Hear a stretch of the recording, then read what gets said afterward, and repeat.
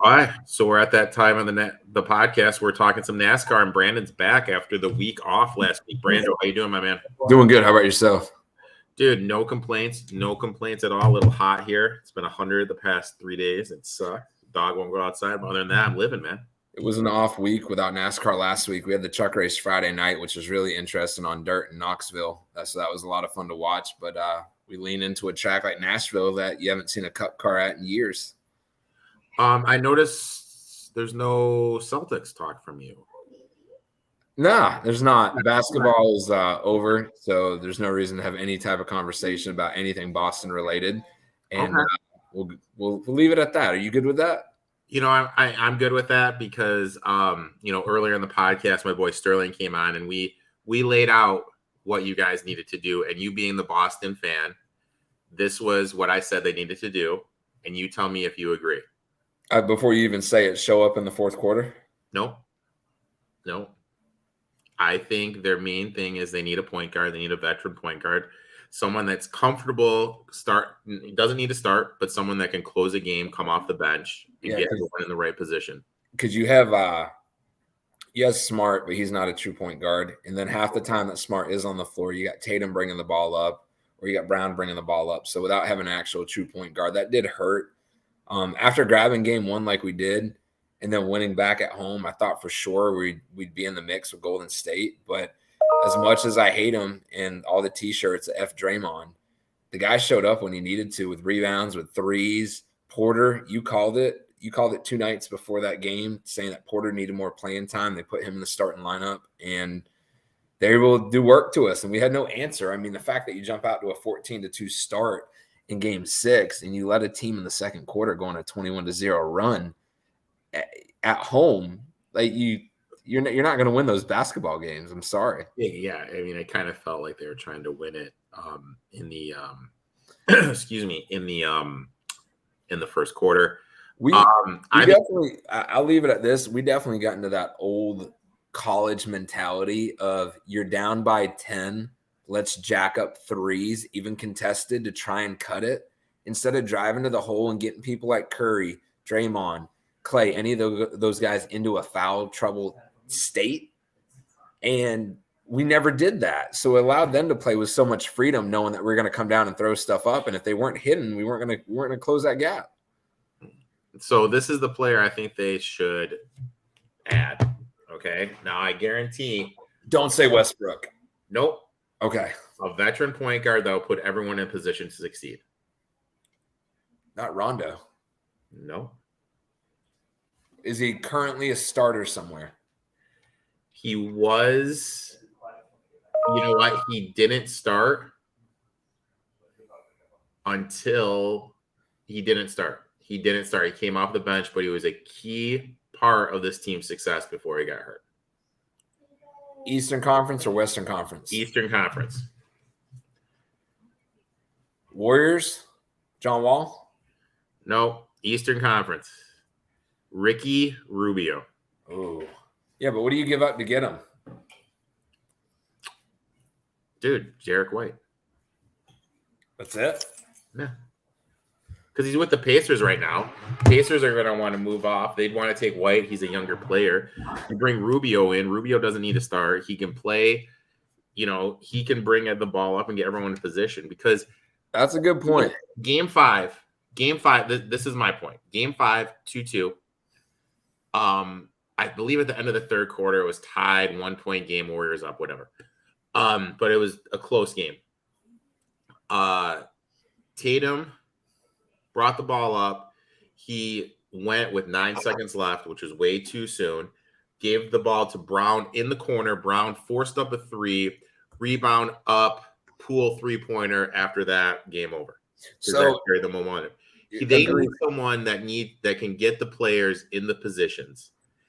And that's what he was doing with Cleveland. And before he got hurt, Cleveland was top 4 in the Eastern Conference. I'll agree with you on that. And the biggest thing that you just said that pissed me off so much in Game 6, those second chance rebounds and those kickouts. If we would have won the battle of the boards, they would have not been able to go on a 21-0 run. I'd probably say 10 to 12 of those points were off second chance rebounds. Okay. And that killed us. drastically. And I'll be honest, I was shocked. I thought Game 6 was a lock. I thought going back to Boston, the way that I know that team can play, I thought for sure we'd be able to pull that off. My hesitation was Curry not hitting the 3 the game before. You knew he was going to be firing everything and be on all cylinders. And just seeing Draymond get a ring after all that stuff and see him hold up a shirt that says Boston sucks and then having a rooster below it during the parade. I'm like, all right, dude. Like, I'll give the man credit. I think he is a phenomenal – he reminds me of this era of Dennis Rodman. Okay. He gets under people's skin. He's not the Dennis Rodman caliber of a player, but he gets under people's skin. He gets the boards when he needs. And then if you do leave him open when you think he's not going to be able to even hit the rim, he drains them. So I want to hate on him as a Boston fan, but I'm like, you know what? The man showed up in Game 6. Yeah, he came up together. But no, it's going to be interesting to see because I don't mean to be negative, but the Celtics kind of remind me of the Thunder, a young team that everyone says are going to be back. They need to make the right moves. It's going to be interesting to see. Pistons made a move today, freeing up space to try to get DeAndre Ayton. So, I mean, you got to figure Pistons are going to be better. Cavs will be insanely better. I think if there's any positive of a Boston fan knowing that we can get back to the finals next year is the sole fact that I think Brown has finally understood that he needs to be a role player and let it be Tatum's team. I think during the beginning of the season when we were losing so bad, Brown tried to be that guy when that's not him. That's not his job. Yeah, I don't know. Like, where do you rank? Now, this will be my last question, and then we'll dive into the NASCAR stuff. Where do you rank Tatum in terms of players in the NBA? Top 5. Really? Like maybe 5th is what I'm saying. Really? So who's your 1? You're gonna laugh. I'm a huge Joel Embiid fan. I knew I'd get that look from you. All right. Everyone's allowed to their opinion. I mean, no, I'm just kidding. The Greek freak. You can't. Yeah, Giannis is number 1, hands down. Like, you can't judge that. I'd struggle even giving you a full top 5, but I want to say Tatum is a number 5. But then when I see what he did in Game 6, I'm like, okay, are you even a top 10? Mm-hmm. But then it goes down to, are you comparing a top 5 player throughout a season, or are you trying to compare a player in a clutch scenario? There's 2 different styles. You have a clutch player that's a top 5, and then you have just a very good player throughout the whole season that's consistently there. Yeah. Like if I told you I'm giving LeBron the ball with 2 seconds left and he's got to hit a pull-up jumper with a man in his face, is he a top 5 player to win the game? I mean, how many Eastern Conference Finals did he make in a row? Yeah, but how many times did he not even make it to the finals? I mean, hands down, the tweet of the night. What is this? So you remember after Game 7, Kobe responds to Tatum. No. After Game 7, Tatum, for whatever reason, did the hey, look at me. I tweeted this to Kobe. I got you. Wearing the freaking Kobe Bryant wristband. And someone altered it to Kobe replied, said, "You suck." I had not seen this. And you know what? It's a treasure. It is a freaking treasure, dude. You would, before we even get into NASCAR talk on this live video right now, you would do that to me. I would, just because I'm a dick. But you are. But as long as I agree that you're a dick and you acknowledge in front of all these people that you're a dick, we're good. We're on the same page. Yeah, I'm a dick. So on to Nashville.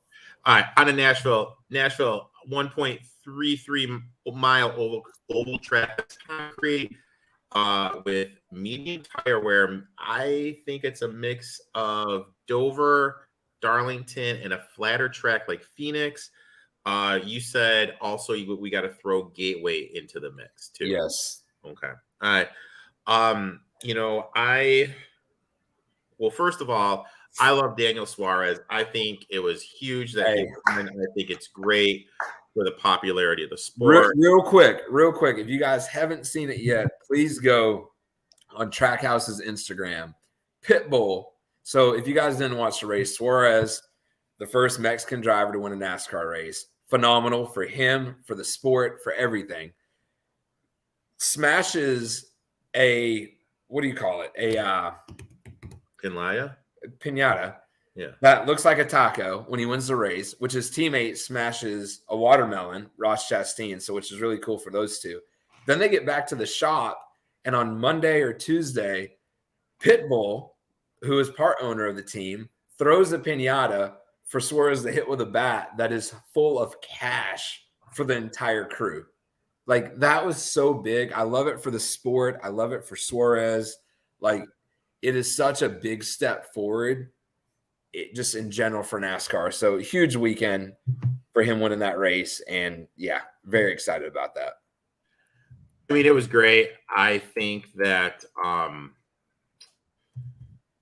can I say this? I think it's good for the sport. I think it's going to help it grow. However, that was 2 weeks ago. Am I correct? Correct. Now, with that being said, I am going to take Almirola over Suarez as my first play. I'm going to fade him this week. I'm good with it. So I would absolutely fade Suarez this week. He is running off of a high. One thing I do want to touch on real quick, you have a Trackhouse team, brand new team. Anytime a new team with two drivers has ever come into NASCAR, they have failed for years. You have a Ross Chastain with 2 wins locked into the playoffs. You have a Daniel Suarez, as of right now, locked into the playoffs. This new car has allowed NASCAR to be so competitive for even teams that can't afford to keep the car together. Yeah. So big shout out there. And for those watching right now, here is the video Brandon was mentioning right here. Yes. Here it comes up, the taco. Let's see this cut. Let's see. Scroll down just a tad. There we go. Let's see this cut. What are we working with here? Oof. Yeah, not a baseball player. He can stick to driving a race car. Mr. Suarez, continue driving. Don't ever worry about a career in the MLB. But for Pitbull to be in the credit is due. I mean, he got to win. That team needed to win. We've been saying, and I'm pissed off at myself that we weren't on the right side of that. And I'm butthurt because I banked everything on Elliott, who dominated that race, who was looking so good, and then got a penalty on pit road. You know what? It's one of those things. So my first play is Almirola over Suarez. What? Yes. Cash that. What say you? And now I will say this. Bovada, we'll pull up Bovada's odds right now. Bovada has this at, I believe, minus 110 for Almirola. I found another book where you can get even money on Almirola, and that's kind of what I'm going to do with it. So, yeah, I'm going to take Almirola even money over Suarez. Don't get me wrong. Great win. I hope he can continue winning and get into the playoffs, but I got to fade him this week. I would absolutely try and lock that in before qualifying because that could drastically change when qualifying happens. Me and you talked. My first driver I'm going to roll with at a track like this that they haven't been to in a while, that's quick to adjustments, that's been consistent most of the year. Tyler Reddick, 16-1.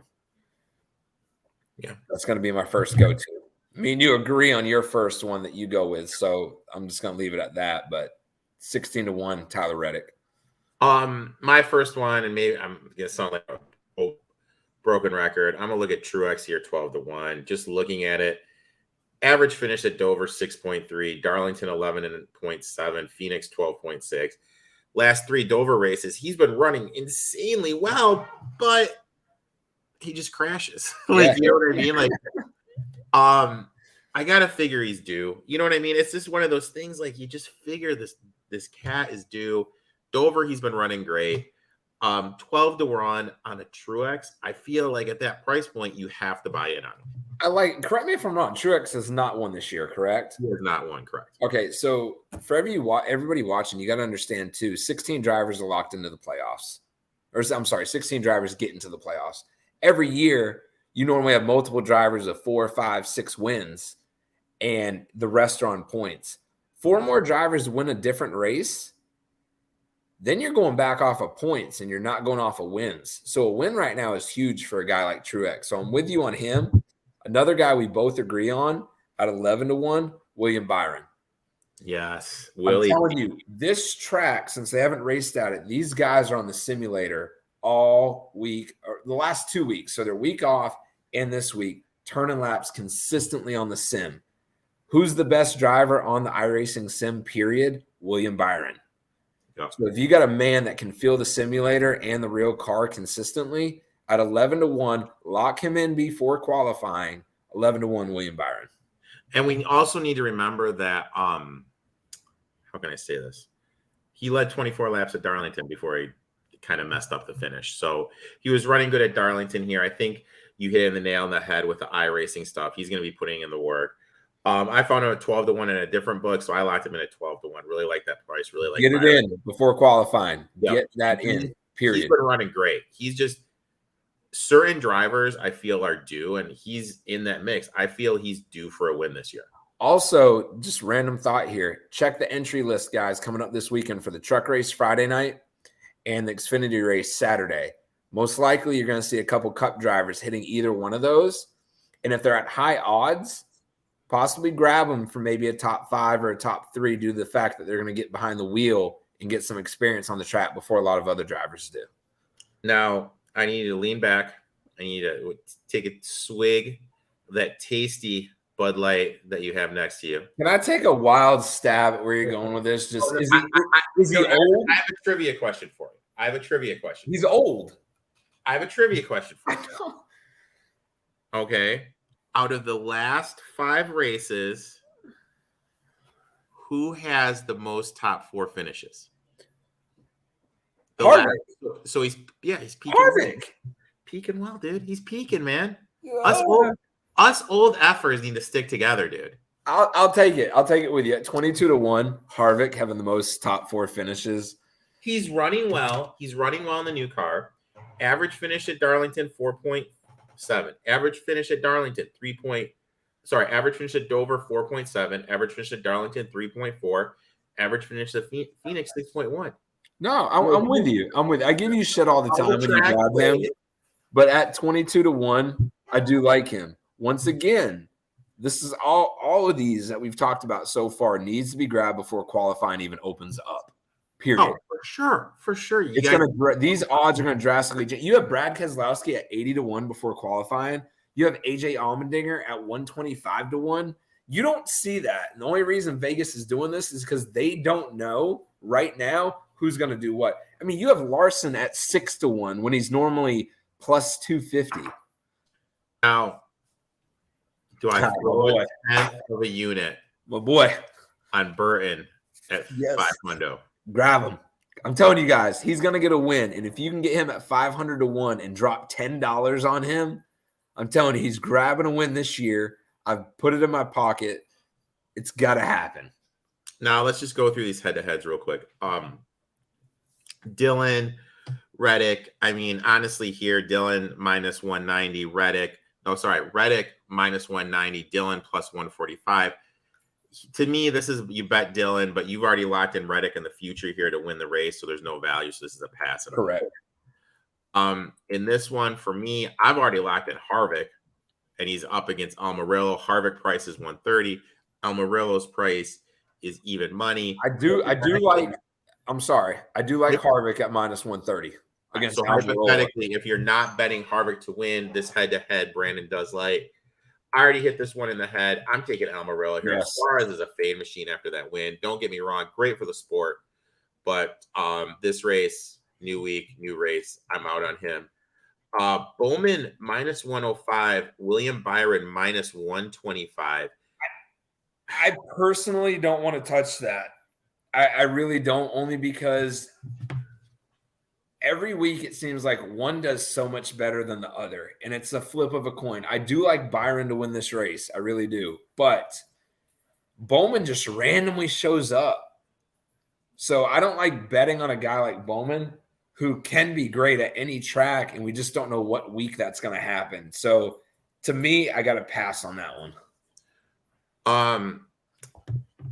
Bowman, Reddick. If you're not betting Reddick, Would you take Bet him at Bowman. minus 120 against Bowman minus 110, or what would you do?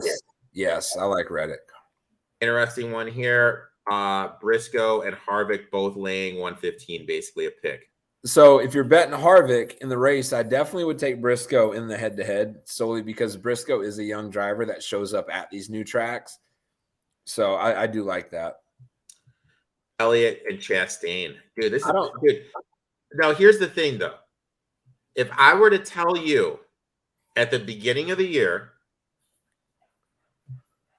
in the middle of the summer, Elliott and Chastain would be the same price, what would you tell me? I'd call you a liar. I'd say you don't know anything you're talking about. And here we are. We are. What do you do here?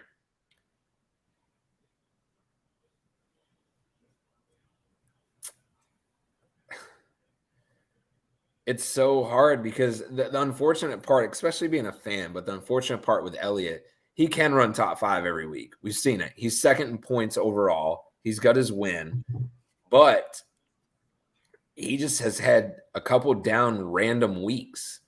Granted, one of them was because Chastain took him out, but we're not even going to go there. I have to take the better driver in an even head-to-head with better equipment. Even though Chastain has 2 wins and Elliott has 1, I have to lean on the better driver with the better equipment if it's even money like that. Or it's flat out minus 115 on both sides. Elliott, Bush. minus as much as I hate him, this dude just shows up whenever he wants to. And new tracks like this just randomly pulls out just insane speed. So now Ryan Blaney. Like we always talk, we can kind of tell if this is going to be a Blaney track, but I don't think this is going to be a Blaney track this week. No, but I'm taking him head to head. Okay. The man's been good all year. He has. He just has had the shit end of just bad deals where he's been winning race after race after race and just gets snake bitten at the end. I'd take Blaney at minus 110 over Denny Hamlin. Next one. We are going Denny Hamlin minus 120, Joey Logano minus 110. Logano. Kurt Busch, Kevin Harvick minus 120, Busch minus 110. What say you? I got to go Harvick. Now, if you're betting Harvick, I don't bet head-to-heads if I have him to win. Agreed. So if you're not betting Harvick, then I take Harvick in this matchup too. Kyle Busch plus 110 against Kyle Larson. Anytime, I don't like the head-to-head. I think Larson would win it. But any point in time you get Kyle Busch plus money in a head-to-head, you might as well leap. You got to take him. I'm sorry. I am a Larson guy when it comes to that head-to-head. So if I was a smart money guy, I'd lean Larson. But plus money for Kyle, I'm taking Kyle all day in that. Kyle minus 170, William Byron plus 130. We're betting Byron. Like I if I'm not betting, this is a pass for me. If I'm not betting Byron, this is a pass for me. Or I'm betting Byron. But I already have Byron to win, so I don't want too much exposure to Byron, so I'm not going to take this problem. No, agreed. If you're not betting Byron to win, grab that plus 130. I will answer this before you even say it. Larson 100% over Chastain. But here's my thing. Doesn't this kind of stick out to you?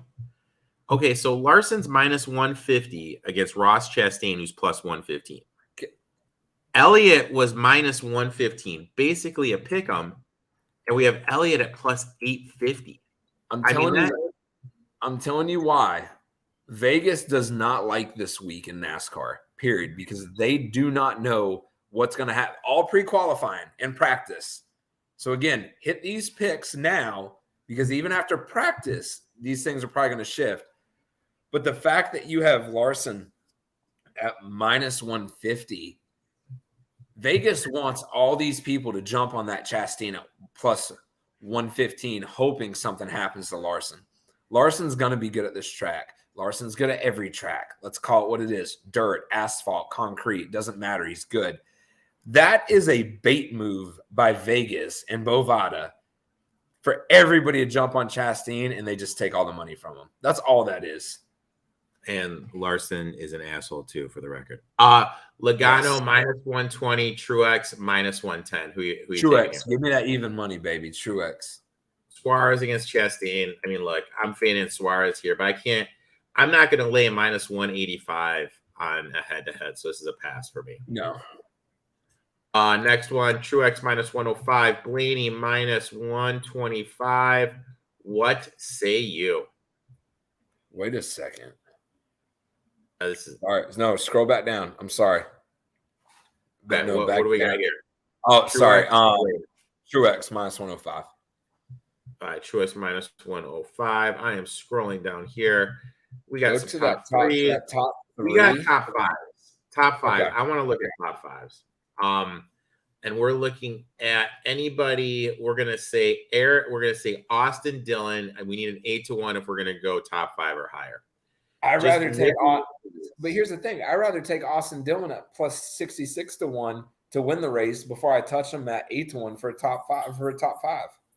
Yeah, this is does that make sense? Okay, stop. We got top 10s here. Yeah, unless it's 10. I mean, no, like that's what I'm saying. Like a top 10. And if you're betting NASCAR, if you're new at betting NASCAR compared to any other sport, if you see a football team that's minus 7 even money, you grab them.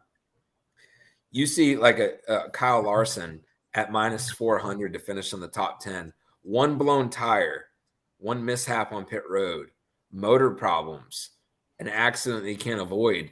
You just dropped a huge amount of units on a guy at minus 400-1 when he doesn't even finish a race with something that's completely out of his control. That's why I don't like betting these unless it's plus money. Like I like Harrison Burton plus 50-1 for a top 5. Burton at 16-1 for top 10. Now I'd be interested in that. Yeah, this would be literally the only top 10 bet I would lock in. But I'm not going to do it. If you don't get it, you're not out a bunch of units because you're not dropping 4 or 5 units on it to try and grab quick cash. You can drop 1 or 2 units on it. And if it happens, great. If it doesn't, you have all these other guys in the lineup that you've touched before in the head-to-heads and to win the race. Now, if you're going to bet the poll, I think it's pointless. The only person that I would even bet would be Christopher Bell because he's he's been money in these polls. Where is Larson at? They've got that all jumbled up. Larson plus 650. Yeah, there's no way in hell I'm doing that. All right, Brandon, my man, thank you for coming on. You, myself, and Beho will be recording Saturday night, talking a little F1 and NASCAR for the BTV crew. But, this is the show you guys want to listen to and make sure you lock in before qualify. Brandon and I are taking these early in the weeks. And this is where you can find value before the qualifying, before the practices. Brandon, thanks for coming on. Why don't you tell everyone where they can find you on social media? Boston Boy 83 on Twitch, Twitter, and Instagram. Make sure you give Brandon a follow. Thanks for coming on, my friend. Let's cash some tickets. I'll talk to you Sunday, but until next week, my friend. Make some money, boys, ladies, and gentlemen.